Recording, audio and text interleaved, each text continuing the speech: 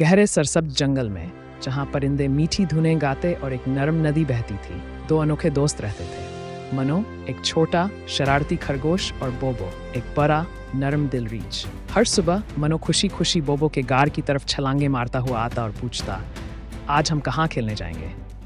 बोबो अपनी गहरी नरम आवाज़ में हर बार कोई नई मुहिम तैयार रखता। कभी दरिया के किनारे मछलियाँ देखना, कभी पहाड़ियों पर चढ़ना, या बस दरख्तों के नीचे लेटकर अपने ख्वाबों के बारे में बातें करना। लेकिन सब उनकी दोस्ती को नहीं समझते थे। चालाक लोमड़ी और शरारती बंदर अक्सर उनका मजाक उड़ाते।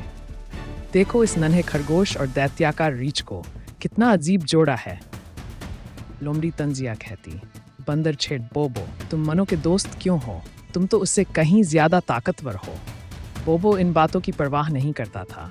वह बस मुस्कुरा कर कहता, दोस्ती का ताल्लुक ताकत या जिसामत से नहीं होता। एक दिन आसमान पर काले बादल छा गए और जबरदस्त तूफान आ गया। नदी में पानी उमड़ आया और लहरें खौफनाक हो गई। मनो, जो किनारे पर खेल रहा था, फिसल कर पानी में जा गिरा।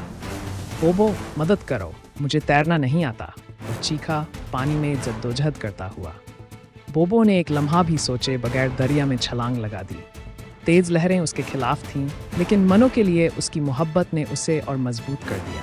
वह वक्त पर मनो तक पहुंच गया और उसे हिफाजत से किनारे पर ले आया। मनो ने गहरी सांस लेते हुए बोबो को जोर से गले लगा लिया। तुमने मेरी जान बचा ली, तुम सबसे बेहतरीन दोस्त हो।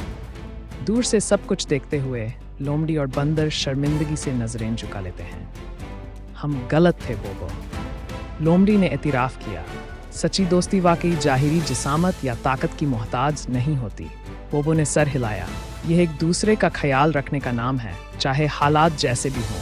जैसे ही सूरज ने बादलों को चीरकर रोशनी बिखेरी, सारे जानवर इकट्ठा हो गए, हंसते खेलते, साबित करते हुए कि दोस्ती सबसे मजबूत रिश्ता है।